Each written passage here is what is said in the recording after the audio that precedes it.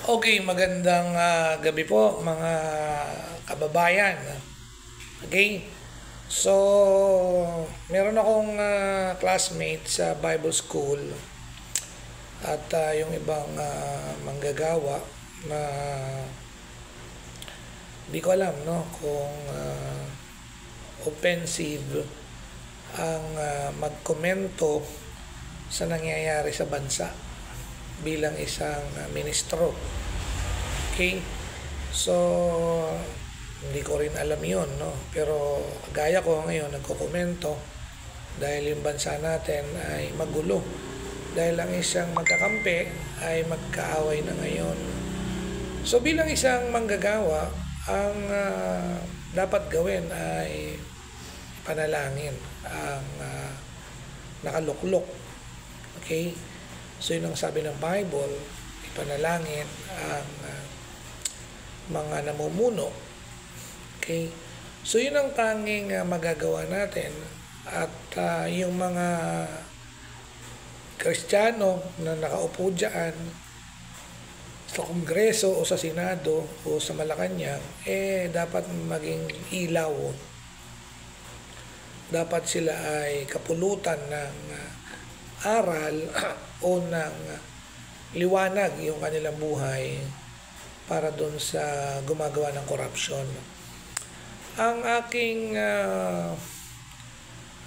saloobin dyan ay hindi tayo kontra sa administrasyon.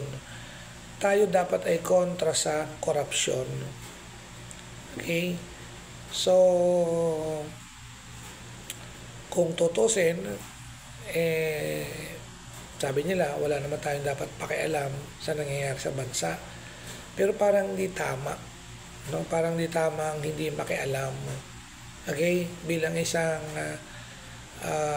tagapagsalita rin at representative ng gawain sa kanya-kanyang simbahan, hindi natin pinapakailaman ang gobyerno dahil meron silang hiwalay sa simbahan.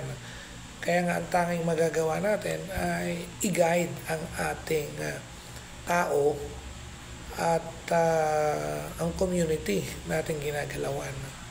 So nandito tayo para manalangin, para kapulutan ng aral at mag-guide sa nasasakupan natin. Na hindi dapat tayo kumampi. Sabi naman ng Biblia, huwag tayong maging partakers sa mga evil. Bagamat ang context noon ay sa simbahan, pero what do you think? Kakampihan mo o hindi mo i-guide yung tao mo? Lalo na ngayon, hindi naman tayo isang grupo na hindi bumoboto. Mayroong grupo kasi na bumoboto, na hindi bumoboto. Tayo yung grupo ng mga Kristiyano na bumoboto. So, bilang isang leader, kailangan alam natin kung sino yung nararapat para may guide. Hindi man tayo bumoto at kung may magtanong man lang, ma-guide natin sila. Kaya kung sino yung alam natin na karapat dapat. Kung sino yung alam natin na may magagawa at may nagawa na. Okay? So, sa panahon natin ngayon, alam natin na hindi maikukuble ang sari-saring korupsyon sa Malacanang, sa Senado, sa Kongreso. So, alam natin yan, may kasama tayo na nasa Kongreso. Marami nagagalit sa kanya. No? Pero, hindi ko rin alam, no? Dahil kung kinain na siya ng sistema ng politika, ay posible. Dahil ang tao naman, lahat ng tao ay corrupt. Ibig sabihin, walang perpekto. At kung siya nandoon na sa circle na kinagagalawan niya, ay posibleng nahawa na siya ng sistema, no? Ng ginagalawan niya. So, maging matalino tayo sa paghatol, dahan-dahan sa paghatol, yung hatol na mabuti, at maging maingat tayo sa pagpili o sa pagboto, no, ng mga tumatakbo ngayon. Okay? nakakadala na. So sabi nga, nabudol na tayo. So yun lang. So kung akong tatanungin, panalangin natin, meron tayong magagawa.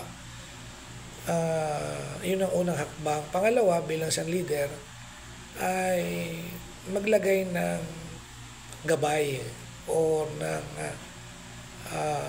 guidelines para sa mga sumusunod sa atin at mga naniniwala sa atin. No? Tayo ay walang pinapanigan, kinakampihan. Ang pinapanigan natin ay tama at ayaw natin sa mga korupsyon. Ilaman po at magandang gabi.